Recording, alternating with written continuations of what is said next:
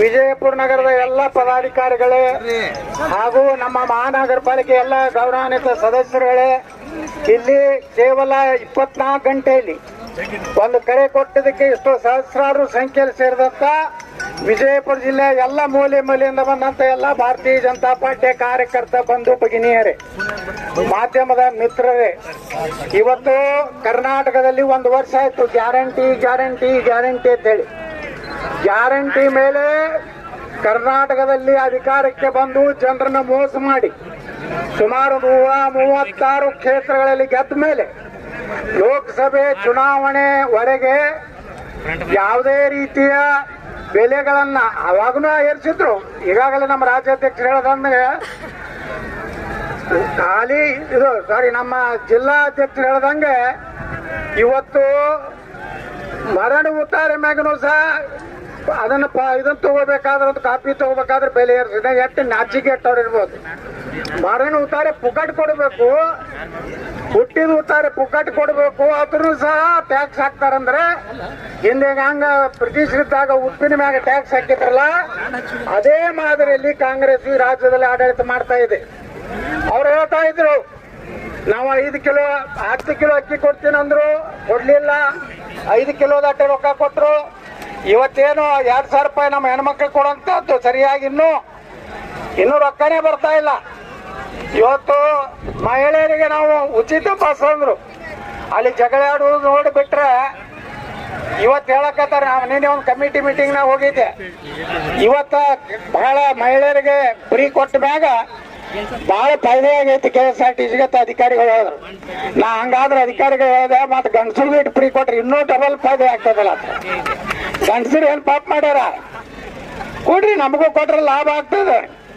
ನಮಗೆ ಬೇಡ, ಬಡವರಿಗೆ ಯಾರು BPL ಕಾರ್ಡ್ ಅದಾರ ಅವ್ರಿಗೆ ಕೊಡ್ಬೇಕಾಗಿತ್ತು. ಅಂದ್ರೆ ಕೇವಲ ಹೆಣ್ಮಕ್ಳಿಗೆ ಕೊಟ್ಟು ಬಿಟ್ರಾಯ್ತು, ಮನೆಯನ್ನು ಎಲ್ಲ ಊಟ ಹಾಕ್ಸ್ತಾರ ಅಂತ ಹೇಳಿ ಇವತ್ತೇನು ಸಂಚ ಮಾಡಿ ಗ್ಯಾರಂಟಿ ಆದ್ಮೇಲೆ ಬಂಧುಗಳೇ, ಈಗಾಗಲೇ ನಮ್ಮ ಜಿಲ್ಲಾಧ್ಯಕ್ಷರು ಹೇಳದಂತೆ ಖಜಾನೆ ಖಾಲಿಯಾಗಿದೆ. ಸಿದ್ದರಾಮಯ್ಯನವರ ಅರ್ಥಶಾಸ್ತ್ರ ಸಂಪೂರ್ಣ ವಿಫಲ ಆಗಿದೆ. ಅವರಿಗೆ ಮತ್ತೊಂದು ಪರ್ಯಾಯ ಇಲ್ಲ. ಈಗಿನ ಒಮ್ಮಿಂದೊಮ್ಮೆ ಇದನ್ನು ತೆಗೆದು ಬಿಟ್ರ ಗ್ಯಾರಂಟಿಯಿಂದ ಹಿಂದೆ ಬಂದ್ರ ಎಲ್ಲ ಜನ ಚೀಮಾರಿ ಹಾಕ್ತಾರದ್ ಗುರ್ತಾಗೈತಿ. ನಮ್ಮ ರಾಹುಲ್ ಗಾಂಧಿ ಹೇಳಿದಾರಲ್ಲ, ಟಕಾ ಟಕ್ ಕಟಾ ಕಟ್ ಕಟಾ ಕಟ್ ಕಟಾ ಕಟ್. ಈಗೆಲ್ಲ ಕಾಂಗ್ರೆಸ್ ಆಫೀಸ್ ಮುಂದೆ ಹೋಗಿ ನಮ್ಮ ಹೆಣ್ಮಕ್ಳು ನಿಂದಿರ್ಬೇಕು. ಕಟಾ ಕಟ್ ಕಟಾ ಕಟ್ ಕೊಡ್ತೀವೋ ಇನ್ನು ಪಟಾ ಪಟ್ ಪಟ್ವಾ ಬಡಿಬೇಕು. ಅದಕ್ಕ ಹಿಂಗ ಇವತ್ತು ದೇಶದಲ್ಲಿ ಅವ್ರು ಮೋಸ ಮಾಡಿದ್ರು, ಇವತ್ತು ರಾಜ್ಯದಲ್ಲಿ ಇವರು ಮೋಸ ಮಾಡಿ ಇವತ್ತು ನೋಡ್ರಿ ಡೀಸೆಲ್ ಪೆಟ್ರೋಲ್ ಅಟ್ಟೆ ಎಲ್ಲ ದರಗಳು ಏರ್ತಾ ಇವೆ. ಅದನ್ನ ನೋಡ್ಬಿಟ್ರೆ ನಮ್ಮ ಜಿಲ್ಲಾಧ್ಯಕ್ಷ ಹೇಳ್ದಂಗೆ ಕಾಯಿಪಲ್ಯ ಇರ್ತದೆ, ಹಾಲು ಇರ್ತದೆ. ಯಾಕಂದ್ರೆ ಎಲ್ಲದಕ್ಕೂ ಟ್ರಾನ್ಸ್ಪೋರ್ಟೇಷನ್ ಬೇಕು.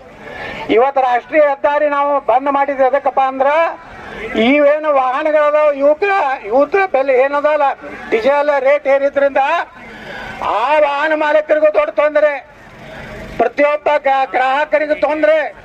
ಅದಕ್ಕೆ ಸರ್ಕಾರ ಇವತ್ತೇನ್ ಮಾಡ್ಲಕತ್ತದಪ್ಪ, ಲೂಟಿ ಮಾಡ್ಲಕತ್ತದ, ಹಗಲು ದರೋಡೆ. ನಿನ್ನೆ ನಾ ಹೇಳ್ದಲ್ಲ, ಸುಮಾರು 13 ಎಕರೆ ಸುಮಾರು 8-10 ಕೋಟಿ ರೂಪಾಯಿ ಆಸ್ತಿ ಇಬ್ರು ಮಂತ್ರಿಗಳು ಕೂಡಿ, ಅದು ಕಂದಾಯ ಮಂತ್ರಿ ವಿಧಾನಸಭಾ ಕ್ಷೇತ್ರದಾಗ ಡೂಪ್ಲಿಕೇಟ್ ಉತ್ತಾರೆ, ಡೂಪ್ಲಿಕೇಟ್ ಎಲ್ಲ ಮಾಡಿ ಇವತ್ತು ಆ ಭೂಮಿಯನ್ನು ಕಬಳಿಸಿದ್ದಾರೆ. ಅವರೆಲ್ಲ ಅಧಿಕಾರಿಗಳನ್ನ ಸಸ್ಪೆಂಡ್ ಮಾಡ್ಬೇಕಿತ್ತು. ರಿಪೋರ್ಟ್ ಕೊಟ್ಟರು ಸಹಿತ ಸರ್ಕಾರ ಏನು ಕ್ರಮ ತಗೊಳ್ಳಿ. ಅಂದ್ರೆ ಇದಕ್ಕೆ ನೇರವಾಗಿ ಮುಖ್ಯಮಂತ್ರಿಗಳೇ ಜವಾಬ್ದಾರಿ ಆಗ್ತಾರೆ. ಮುಖ್ಯಮಂತ್ರಿಗಳು ಅದನ್ನು ತನಿಖೆ ಮಾಡಿಸಬೇಕು, CBI ಕೊಡಬೇಕು. ಸರ್ಕಾರದ 13 ಎಕರೆ ಅಂದ್ರೆ 1000 ಕೋಟಿ, 1 ಎಕರೆ ಅಂದ್ರೆ ಆ ಜಾಗ ಇದ್ದಲ್ಲಿ ಸುಮಾರು 500 ಕೋಟಿ ರೂಪಾಯಿಗೆ 1 ಎಕರೆ ಇದೆ. ಅದಕ್ಕೆ ಬಂಧುಗಳೇ, ಎಲ್ಲರೂ ನಮ್ಮ ಸಕ್ರಿ ಮಂತ್ರಿ ಬಹಳ ದೊಡ್ಡ ಮಾತು ಹೇಳ್ತಿದ್ದ. ಅವನು ಒಂದು ದೊಡ್ಡ ಹಗರಣ ಮಾಡ್ಯಾನ, ಬರ್ತೈತೆ ಅವನು ಬಾಗಲಕೋಟದಾಗ ಹೋಗಿ ಏನೋ ರಾಜಯೋಗ ಯಾವುದೋ ಯೋಗ ಹೊಡೆದ ಗಜಕೇಸರಿ, ಅವ್ರಿಗೆ ಗಜಕೇಸರಿ ಆಯ್ತು. ಯಾಕಂದ್ರೆ ಹಂಗಂದ್ರ 100-150 ಕೋಟಿ ರೂಪಾಯಿ ಎಲ್ಲ ಸಕ್ರೆ ಕಾರ್ಖಾನೆ ರೊಕ್ಕ ಹೊಡೆದ. APMC ವ್ಯಾಪಾರಸ್ಥರ ಕಡೆ, ನಮ್ಮ ಬಿಜಾಪುರ APMC ವ್ಯಾಪಾರಸ್ಥರ ಕಡೆಯಿಂದ ರೊಕ್ಕ ಹೊಡೆದಾನ. ಅದ ಅನ್ಸುತ್ತಾರೋ ವ್ಯಾಪಾರಸ್ಥರು ಹೇಳಕ್ಕ, ನಾವೇ ಒಯ್ದು ಕೊಟ್ಟು ಬಂದಿವ್ರಿ ಅವನಿಗೆ ಅಂತೇಳಿ. ಎಲ್ಲಾ ಕಡೆ APMC ಕಲೆಕ್ಷನ್ ಮಾಸ್ಟರ್. ಹೆಚ್ಚು ಕಾಂಗ್ರೆಸ್ನ ಮಂತ್ರಿಗಳೇನದಾರಲ್ಲ ಅವರೆಲ್ಲ ಅಕ್ರಮ ವ್ಯವಹಾರನಾಗ ಪಡ್ಬಿಟ್ಟಾರ. ನೋಡ್ರಿ, ಇವತ್ತು ವಾಲ್ಮೀಕಿ ನಿಗಮದ್ದು 187 ಕೋಟಿ ರೂಪಾಯಿ ST ಜನಾಂಗದ ಅಭಿವೃದ್ಧಿಗಾಗಿ SC ಜನಾಂಗದ ಅಭಿವೃದ್ಧಿಗಾಗಿರುವಂತ ನಮ್ಮ ಜಿಲ್ಲಾಧ್ಯಕ್ಷ ಹೇಳ್ದಂಗೆ ಸುಮಾರು 29,000 ಕೋಟಿ ರೂಪಾಯಿ ಇವತ್ತು ಗ್ಯಾರಂಟಿಗೆ ಹಾಕಿದ್ರು. ಇವತ್ತು ದಲಿತರಿಗಾಗಿ 6 ಕಾಲನಿಗಳಿಗೆ ಮಾಡೋ ರಸ್ತೆ ಇರ್ಬೋದು, ಅವ್ರಿಗೆ ಉದ್ಯೋಗ ಕೊಡುವಂಥದ್ದು, ವಾಹನ ಕೊಡುವಂಥದ್ದು ಎಲ್ಲ ಗಂಗಾ ಕಲ್ಯಾಣ ಎಲ್ಲ ಬಂದಾಗ್ಬಿಟ್ಟವು. ಯಾಕಂದ್ರೆ ಅದನ್ನೆಲ್ಲ ಗ್ಯಾರಂಟಿ ಹಾಕ್ಬಿಟ್ರು. ವಾಲ್ಮೀಕಿ ಇದ್ರಾಗಂತೂ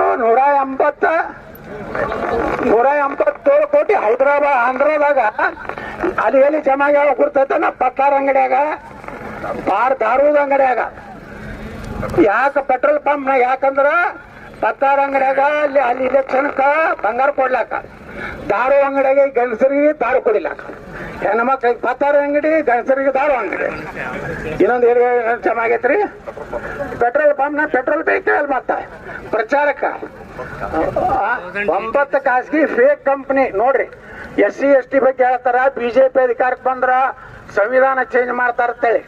ನಾ ಇವತ್ತು ಹೇಳ್ತಾ ಇದ್ದೀನಿ, ನಮ್ಮ ನರೇಂದ್ರ ಮೋದಿ ಅವರು ಭಾರತೀಯ ಜನತಾ ಪಾರ್ಟಿ ಅವರಿಗೆ ಡಾಕ್ಟರ್ ಬಾಬಾ ಸಾಹೇಬ್ ಅಂಬೇಡ್ಕರ್ ಅವರು ಬರೆದ ಸಂವಿಧಾನವನ್ನ ಸೂರ್ಯ ಚಂದ್ರ ಇವರಿಗೆ ಈ ದೇಶದಲ್ಲಿ ಇದ್ದೇ ಇರ್ತದೆ. ನಾವು ಸಂವಿಧಾನ ಬದಲಾವಣೆ ಮಾಡ್ಲಿಕ್ಕೆ ಬಂದಿಲ್ಲ. ನಾವು ದಲಿತರ ಉದ್ಧಾರ ಮಾಡಬೇಕು. ಏನ್ ಬಾಬಾ ಸಾಹೇಬ್ ಅಂಬೇಡ್ಕರ್ ಏನ್ ಕನಸು ಕಂಡಾರಲ್ಲ ಅಂತ ಭಾರತ ನಿರ್ಮಾಣ ಆಗ್ಬೇಕು. ನೆಹರು ಕಂಡಂತ ಭಾರತ ಬ್ಯಾಡ ನಮಗ. ನೆಹರು ಮಾಡಿದಂತ ದೊಡ್ಡ ಮೋಸ ಅಂದ್ರ 12 ಲಕ್ಷ ಎಕರೆ ಒಕ್ಕಪ್ಪ ಆಸ್ತಿ ಮಾಡ್ಯಾನಿ ದೇಶನಾಗ. ನಮ್ಮ ದೇಶದ ರೈಲ್ವೆದಲ್ಲಿ 15 ಲಕ್ಷ ಎಕರೆ ಐತಿ, ಇಂಡಿಯನ್ ಆರ್ಮಿ ಕೈಯಾಗ 18 ಲಕ್ಷ ಐತಿ. 12 ಲಕ್ಷ ಎಕರೆ ಒಕ್ಕಪ್ಪ ಆಸ್ತಿ ಮಾಡ್ಯಾನ. ನೀವೇನಾರ ಅವ್ರ ಮೇಲೆ ಕೇಸ್, ನಿಮ್ಮ ಮನಿ ನಾಳೆ ಬಂದು ಇದು ನಮ್ದು ಒಕ್ಕಪ್ಪ ಆಸ್ತಿ ಅಂದ್ರೆ ನೀವು ಕೋರ್ಟಿಗೆ ಹೋಗ್ಲಿಕ್ಕೆ ಬರೋದಿಲ್ಲ. ನೀವು ಎಲ್ಲಿ ಹೋಗ್ಬೇಕಂದ್ರೆ ಟ್ರಿಬ್ಯುನಲ್ ಐತಿ ಬೆಳಗಾವ್ದಾಗ ಒಂದು, ಅಲ್ಲಿ ಅದ್ರದ ಜಡ್ಜ್ನು ಸಾಬ, ಸೆಕ್ರೆಟರಿನೂ ಸಾಬ. ನಿಮ್ಗೆ ಹೆಂಗ್ ನ್ಯಾಯ ಸಿಗ್ತದ? ಇಲ್ಲಿ ಒಬ್ಬ ದಲಿತರು ವಕೀಲನು ಸಾಬ, ಕಸವನು ಸಾಬ, ಕೊಡಾವ್ ಹಿಂದೂ. ಇಲ್ಲೇ ಒಂದು ನಮ್ಮ ದಲಿತರು ಮನಗುಳಿ ಆಕ್ಷನ್ ಅವ್ರ ಒಂದು ಸಮುದಾಯ ಭವನಕ್ಕ ಬರೀ 100/100 ಜಾಗ, ಅದು ಸರ್ಕಾರದ ಐತಿ. DC ಆಫೀಸ್ನಾಗ ಎಲ್ಲೂ ಒಕ್ಕಪತ್ತಿಲ್ಲ. ಅದನ್ನ ನಮ್ಮ ದಲಿತರಿಗೆ ಒಂದು ಬಾಬಾ ಸಾಹೇಬ್ ಅಂಬೇಡ್ಕರ್ ಅವರ ಒಂದು ಸಮುದಾಯ ಭವನ ಮಾಡ್ಲಿಕ್ಕೆ ಕೊಡ್ಲಿಲ್ಲ. ಮಕ್ಕಳು ವಿರೋಧ ಮಾಡಿದ್ರು, DC ಅವ್ರ ಮುಂದೆ ಒಪ್ಕೊಂಡು ಹೋದ್ರು. ಹಿಂದ್ರಗಡೆ ಇಲ್ಲ, ಹೋಗಿ ಸ್ಟೇ ತಗೊಂಡ್ರು.